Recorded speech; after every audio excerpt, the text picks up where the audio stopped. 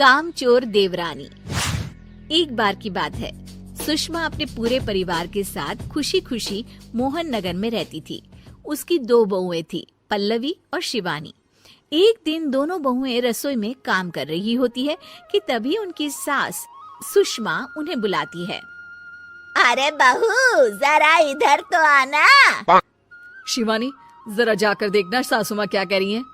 दीदी आप ही देख लो ना जाकर, आपको भी तो सुनाई दे रहा है। अरे मैं आटा गूंद रही हूँ ना, तुम चली जाओ। हाँ तो मैं भी तो सब्जी काट रही हूँ ना दीदी। अरे बहू जल्दी आओ। ओफो, ये तो जाएगी नहीं। मैं ही जाकर देखती हूँ कि क्या करना है। पल्लवी सुषमा के कमरे में जाती है। जी मम्मी जी, क्या हुआ? शाम को घर पर कुछ मेहमान आने वाले हैं, तो तुम अच्छा सा खाना बना लेना बहू। ठीक है मम्मी जी, आप बता दीजिए क्या क्या बनाना है और कितने लोग आ रहे हैं। सुनील की मौसी जी और उनका पूरा परिवार आ रहा है। कुल मिलाकर 3 लोग और हमें मिलाकर हुए 9 लोग। तो अभी से ही तैयारी करना शुरू कर दो। और हाँ, घर की सफाई भी कर देना, हाँ अच्छे से। जी मम्मी जी, सब काम हो जाएगा, आप चिंता मत कीजिए।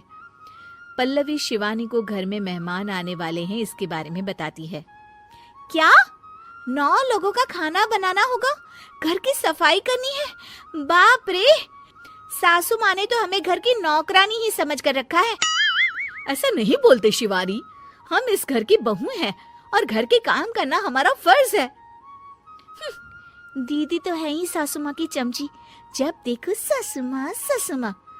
मैं तो इतना सारा काम नहीं करने वाली। शिवानी कपड़े लेकर गमला साफ कर रही होती है और चक्कर आने का नाटक करने लगती है। मेरा सर चकरा रहा है। तभी वहाँ पल्लवी और सासू माँ जाते हैं। अरे बहू, क्या हो गया तुम्हें? मम्मी जी, बहुत तेज सर में दर्द हो रहा है। तुम एक काम करो शिवानी, आराम कर लो। नहीं नहीं दीदी, घर में मेहमान आने वाले हैं, मुझे आपकी मदद करनी चाहिए। अरे कोई बात नहीं शिवानी, तुम आराम कर लो, मैं सब काम कर लूंगी। ठीक है दीदी, अगर आप इतना कह रही हैं तो आराम कर लेती हूँ। शिवानी आराम से अपने कमरे में मैगजीन पढ़ रही होती है। इसे कहते हैं आराम की जिंदगी। इतना सारा काम। चलो सारा काम खत्म हो गया, शिवानी को देख आती हूँ। शिवानी अपने कमरे में ईयरफोन में गाने सुनते सुनते सो जाती है और उसके साइड में मैगजीन भी रखी होती है। पल्लवी वहां आ जाती है और वो सब देखती है। ओहो, तो मतलब सब काम चोरी का बहाना था। अभी बताती हूँ इसको। घर का सारा काम मुझे करना पड़ा और ये महारानी यहाँ मैगजीन पढ़ रही है, गाने सुन रही है। पल्लवी रसोई से एक प्लेट और चम्मच लेकर आती है और शिवानी को थाली बजाकर उठाने लगती है। शिवानी अचानक से उठती है। उठ गई महारानी, गाने भी सुन लिए, मैगजीन भी पढ़ ली। तुम तो बहुत बड़ी झूठी निकली शिवानी। तुमने सर दर्द का बहाना बनाया ताकि काम करने से बच सको।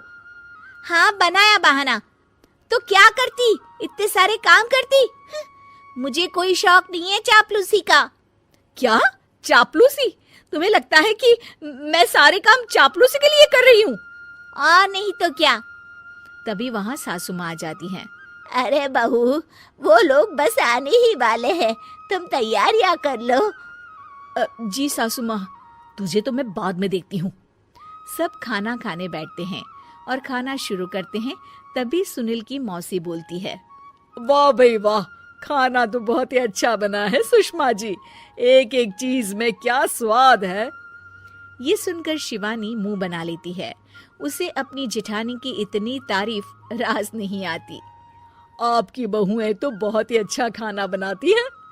हाँ, बनाती तो दोनों ही अच्छा है, पर आज ना ये सारा खाना बड़ी बहू ने बनाया है।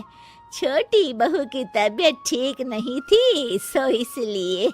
मानना पड़ेगा सुषमा जी, आपकी बड़ी बहू तो बहुत ही गुणवान है।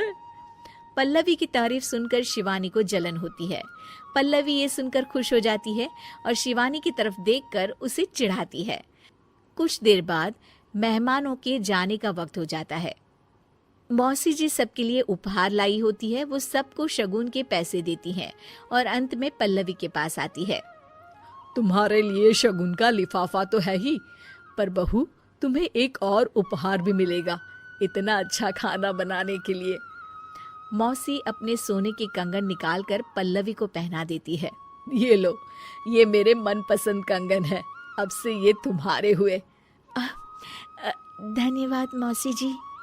ये देखकर शिवानी तो पूरी तरह से जल जाती है और गुस्से से रसोई में चली जाती है।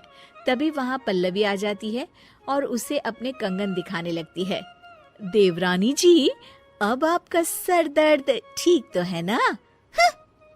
मुझे लगता है कि अब सर दर्द शुरू हो गया होगा आपका।